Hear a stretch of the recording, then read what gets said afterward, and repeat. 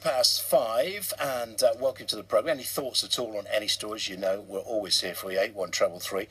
Lancashire first word, and then your message if you want to comment on any of the stories we're running today. And indeed, any day, we don't mind backtracking here and there. Please feel free to do so. 81333, Lancashire first word, and then your message. Latest on the roads, by the way, just 5 minutes away. Now, funerals have taken place in the Pakistani city of Peshawar after 132 children and 9 staff were killed in a Taliban attack on a school yesterday. It was the worst such attack in the country's history. Harrowing stories have emerged of pupils hiding under desks as the gunmen went from classroom to classroom, shooting indiscriminately. Here's one eyewitness account. We ducked under the tables and chairs, but they shot at our heads and legs. They kept firing and coming further inside the room, but we didn't move because they shot at anyone who moved. We carried on hiding under the tables and chairs. The country's Prime Minister, Nawaz Sharif, has announced the return of the death penalty for terrorism cases. Let's now speak to Lancashire's Conservative MEP and Chair of the European Parliament Friends of Pakistan Group, Sajjad Karim. Welcome to the programme. Shocking beyond belief, the stories we were running yesterday and overnight, and absorbing it, I'm sure, for the whole country too. Your reaction first, Sajjad, to what's happened? Well, good evening, Gary. First of all, of course, I share the sentiments of absolutely everybody that is still trying to come to terms with the enormity of what has happened here. The human scale of the story is such that nobody can fail but to be moved by this.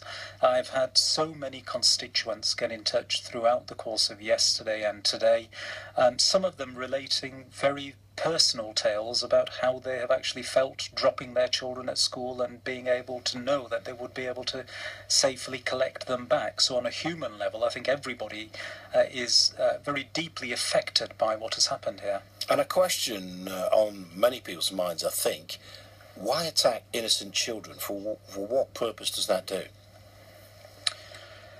Well, really to any sane-minded individual, that there is absolutely no response that you can give to that.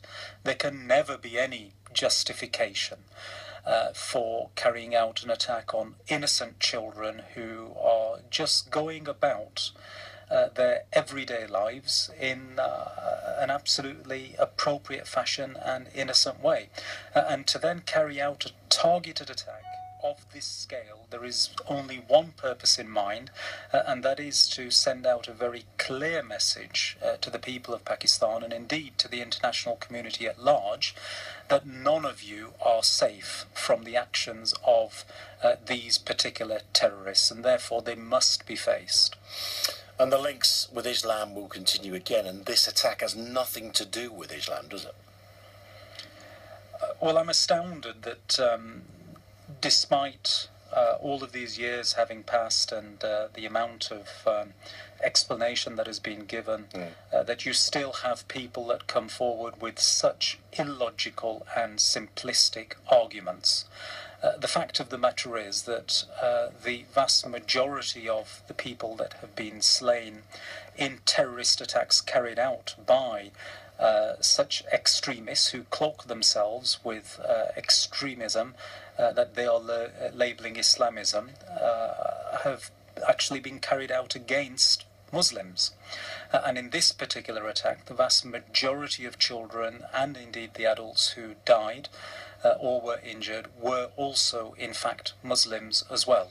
So anybody that puts forward an argument that this is in some way the carrying out of Islamic teachings really must examine the very bare facts to know that this is actually an indiscriminate attack that has been carried out by people who have political motives, who are being financed through criminal activities, and these are people with whom we have no choice but to face. And indeed, one thing that must absolutely be recognised is that it is the people of Pakistan who have been facing these terrorists day in, day out, and they have carried a very heavy burden on behalf of the international community, sometimes on very weak shoulders.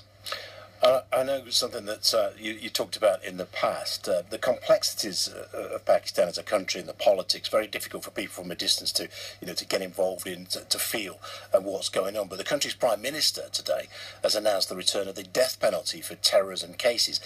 Is that the way forward?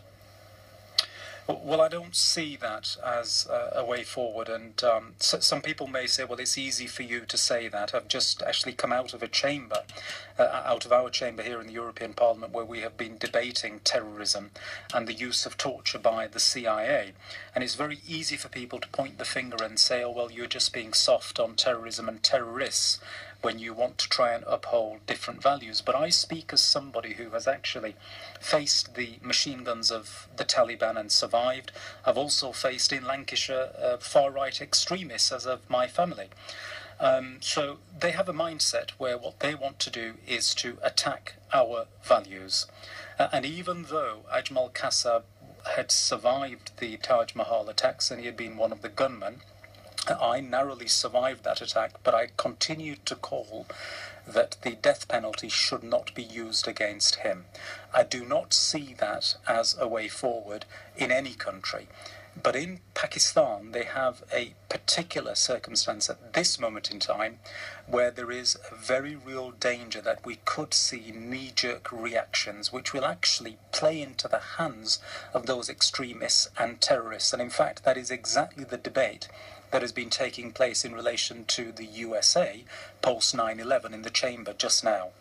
Sajjad, here in Lancashire, and I've just got to let you know, the Conservative MP for Pendle, Andrew Stevenson, says the UK should not offer military assistance but diplomatic help. Have a listen to this. What I think is best is we work closely with Pakistan. We have long-standing historical, cultural and economic ties between our two countries, and we can work with them to support them in everything they do to try and keep the country together, keep the country stable, and ensure that the country is a country that the 1 million plus British Pakistanis we have living in the UK feel happy and safe to visit. What do you make of that? Do you agree? Well, Andrew Stevenson is somebody who has a long track record of having worked tremendously hard to further deepen relations between the United Kingdom and Pakistan, and he has done an absolutely first-rate job in delivering that. And actually, he is quite right in what he points out. We as a country have very deep relations with Pakistan, and we already have in place a number of very close working cooperative type operations and cooperation programs in place. Those, of course, must continue, but where there is a need for further expertise to be shared to help the Pakistanis fight this absolute menace, then we must, of course, ensure that we as a country do all that we can to help a country that is right on the front line. Thank you very much indeed. That's Lancashire's Conservative MEP and Chair of the European Parliament Friends of Pakistan group speaking to me, Sajjad Karim.